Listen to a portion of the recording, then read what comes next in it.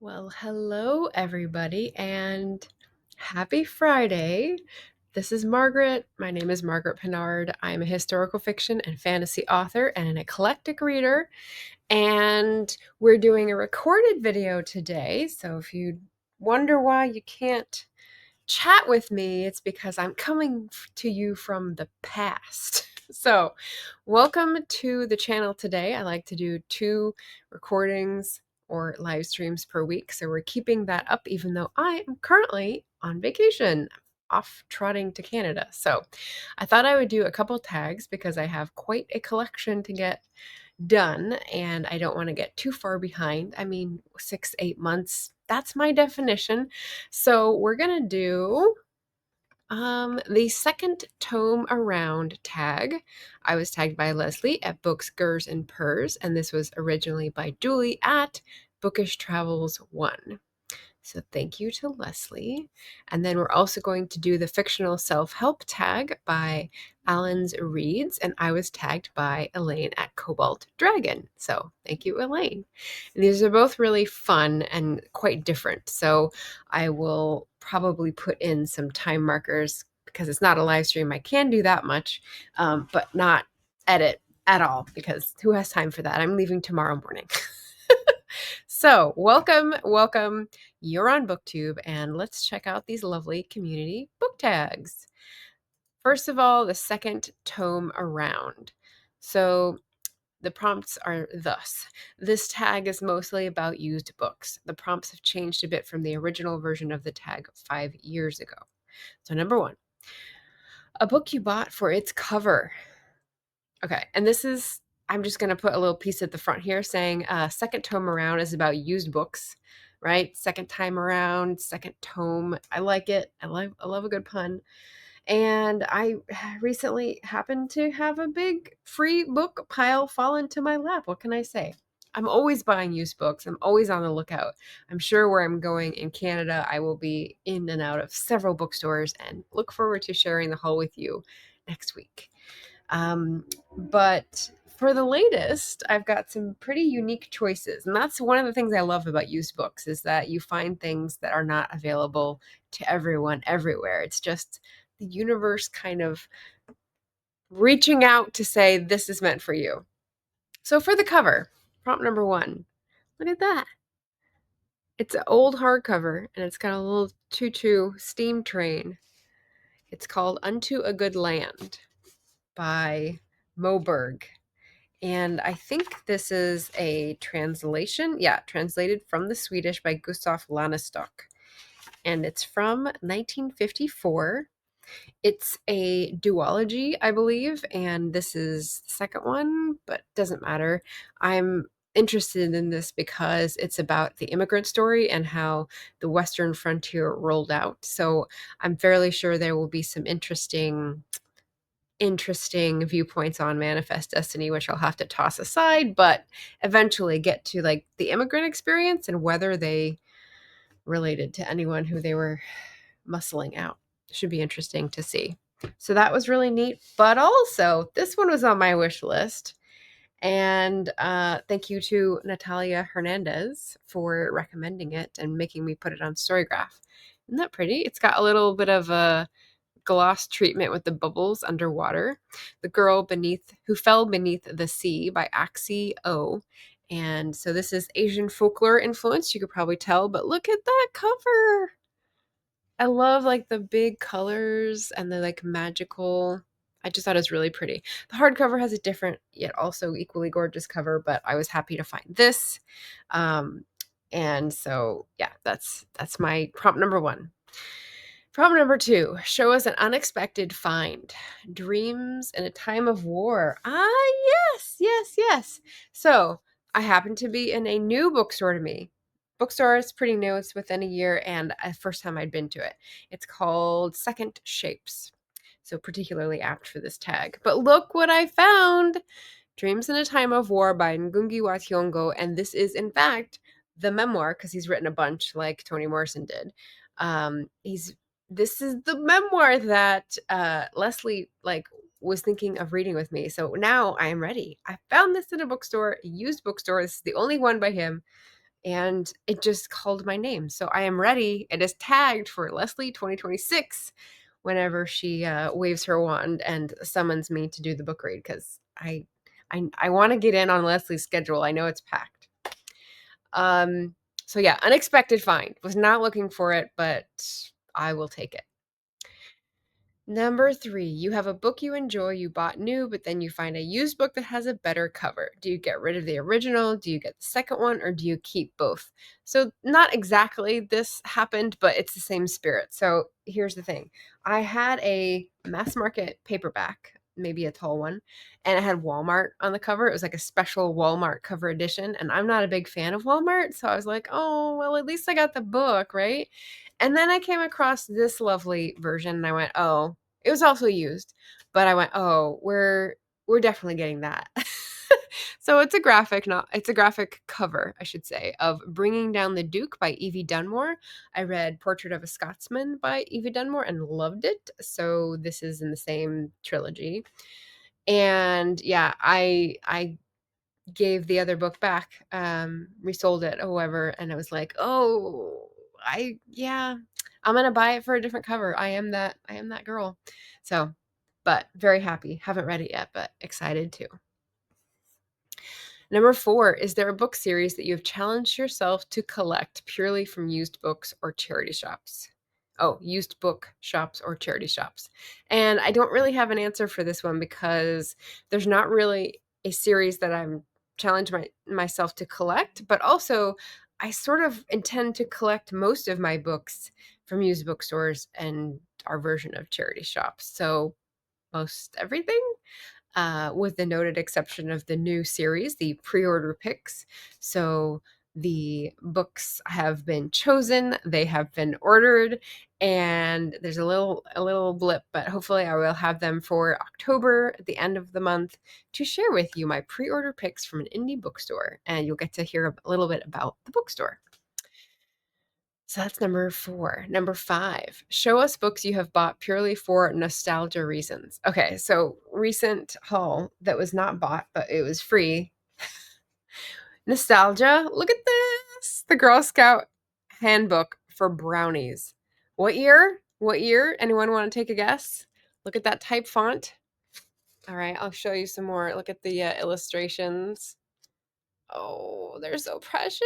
Look at this. And there's songs and there's like things to do around the house and like things to recite. And it's like the great heart of Girl Scouting. I thought it was really cute and it was free. 1963.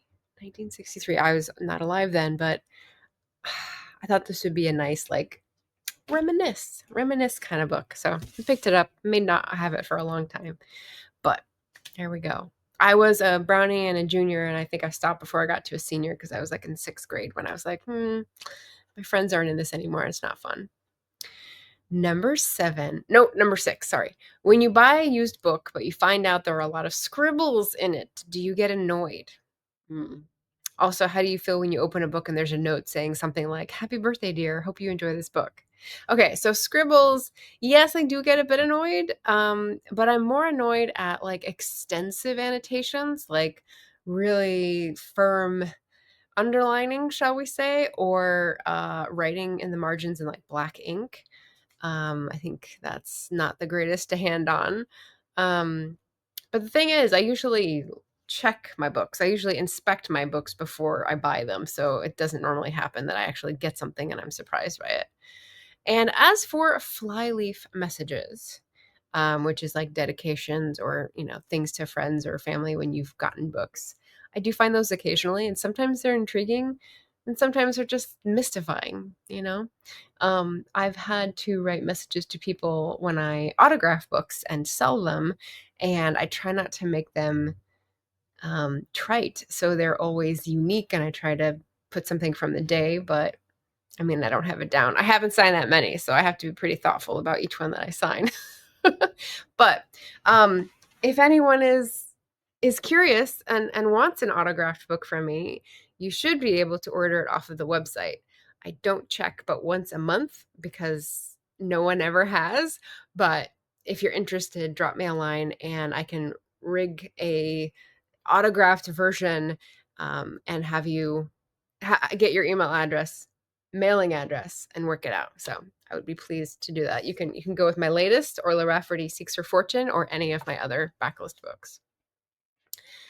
Let's see. Question number 7. When you enjoy a used book, do you keep it, exchange it for a nice, pristine new version, like Greg, at another bibliophile reads, or give it back to the charity shop or used bookstore? Obviously, I keep it. Actually, these are mostly unread that you can see, but the principle stands. I don't need a new version of something. I love and treasure used books.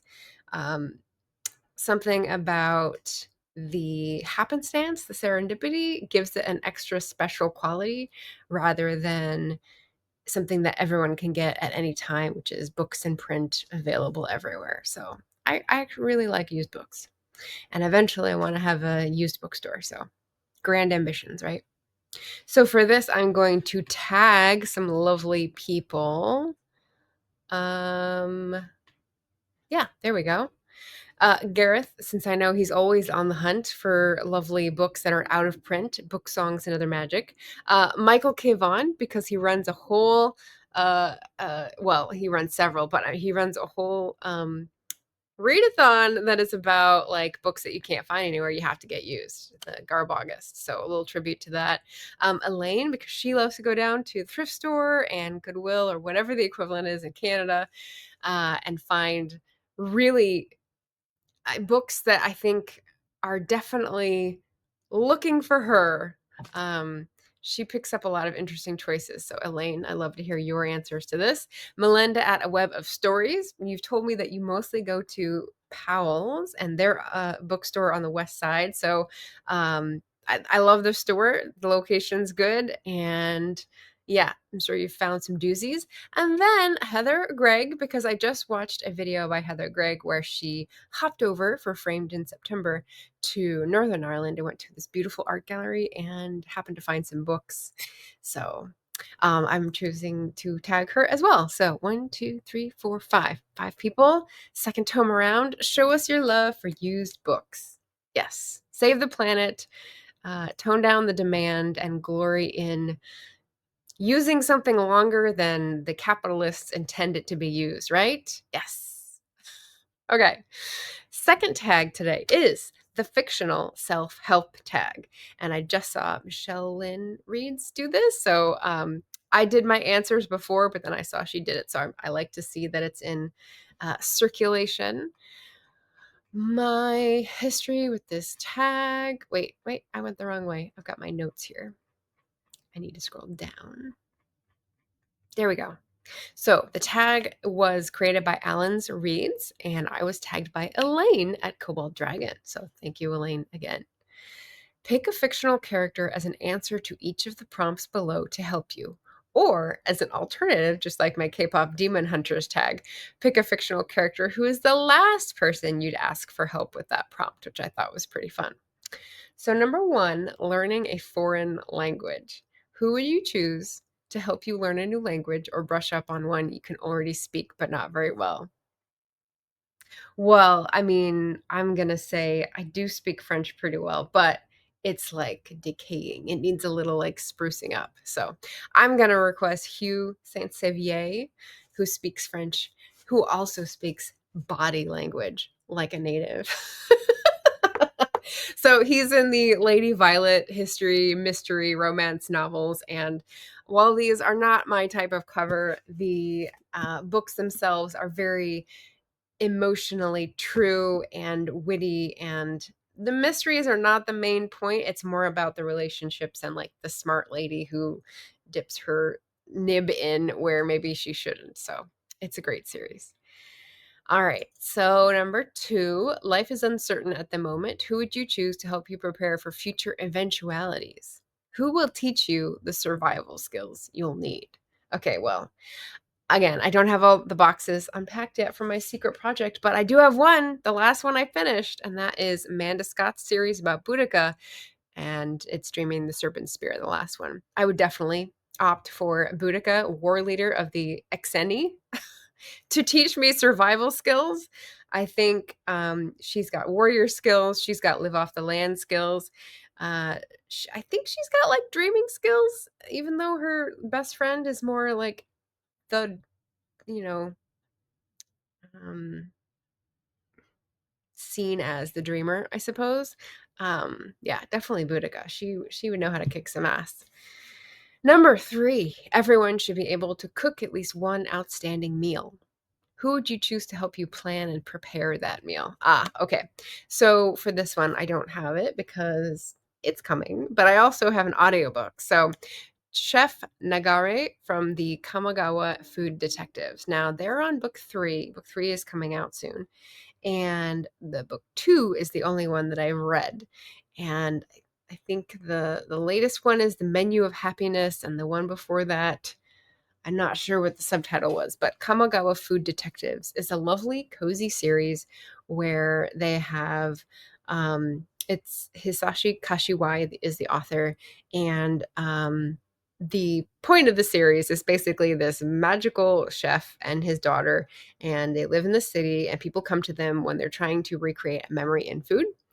And basically, it's helping people relive or remember or go through something differently so that they can resolve something in their life that's a little bit tearing them apart. So it's very emotional. It's one of those books that make you cry, just like Pat did a video on. So I'm sure he would know how to do it one outstanding meal. Oh, and I didn't say like why or what my approach to self-help is. So fictional self-help, I have in the past been a big explorer of self-help books, whether it's art focused, whether it's writing focused, whether it's psychology focused, whether it's relationship focused. There have been lots of different things, organizational, like Marie Kondo, my favorite hero of organization. And there's definitely an undercurrent in the booktube world that like, oh, self-help, it's not cool. It's not literature. I probably agree with that. But it is a book and it is nonfiction and it can be helpful. So I'm just freely admitting that I have definitely appreciated and still adore some of the books that I've discovered in the self-help genre. So don't be ashamed if you want to explore and discover and try some out. But that's not what this tag is about. I just felt like I'd put that disclaimer in. All right, prompt number 4. Life is tough and unpredictable, and you should be able to defend yourself. Who would you choose to teach you some basic self-defense? Okay, so this is another one that I have the audiobook for, so I don't have anything tangible, but Queen Saskia from Wooing the Witch Queen.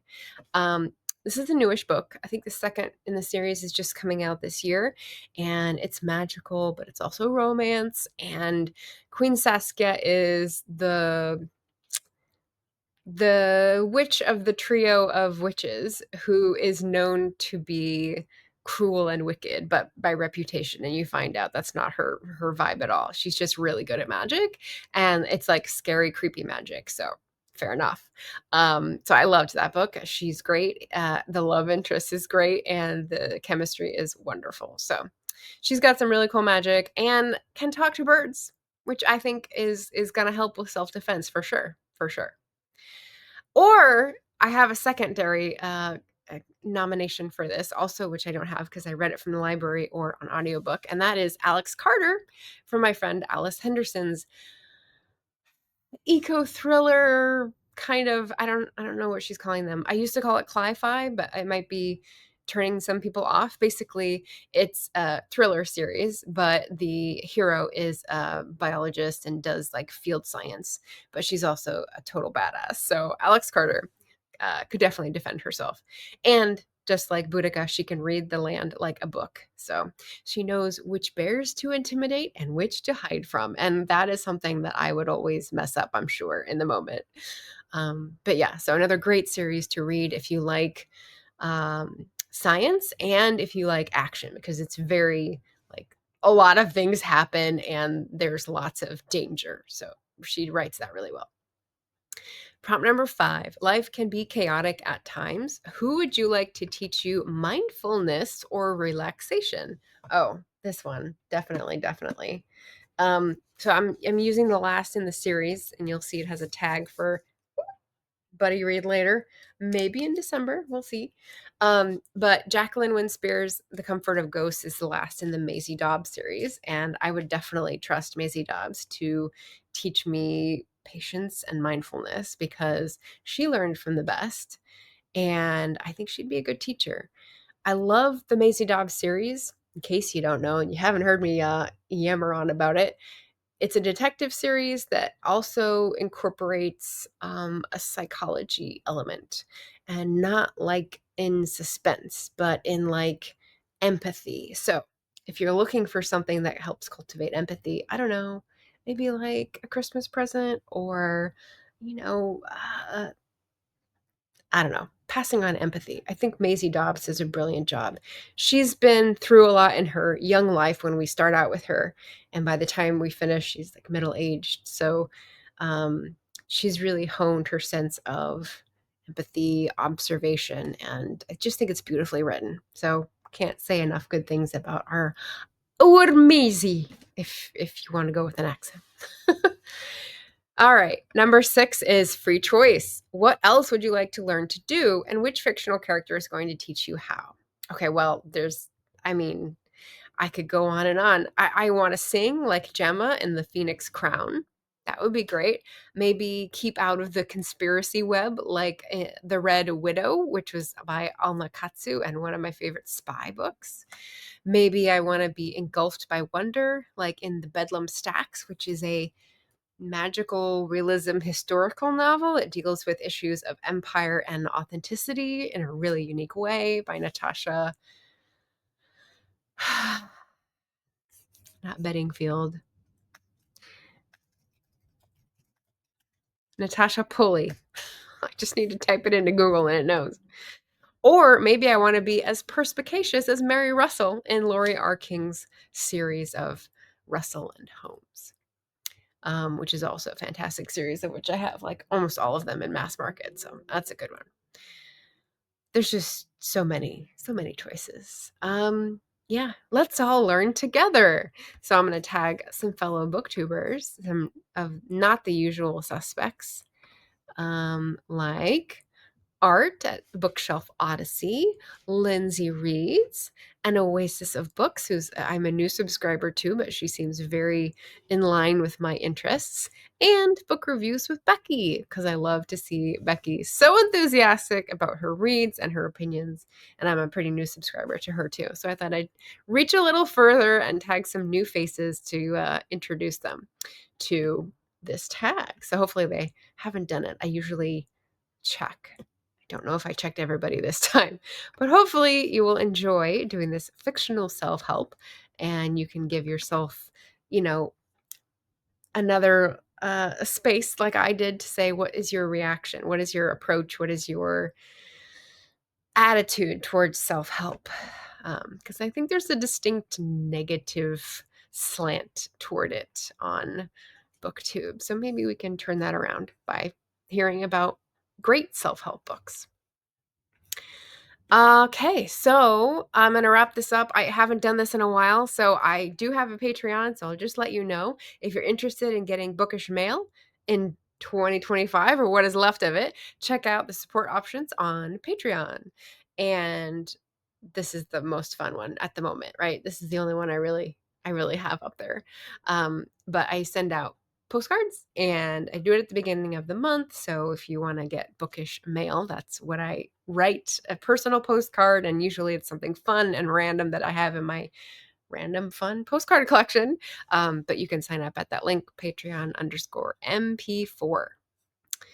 And with that little reminder, I think we're good to go. So be safe out there, whether you're in the US or another country like I am right now, and diversify your reading list. I'd love to hear what you're reading at the moment. And if you want to do either of these tags, consider yourself tagged and tag me as well so that I can see your version. All right. Thanks, everybody.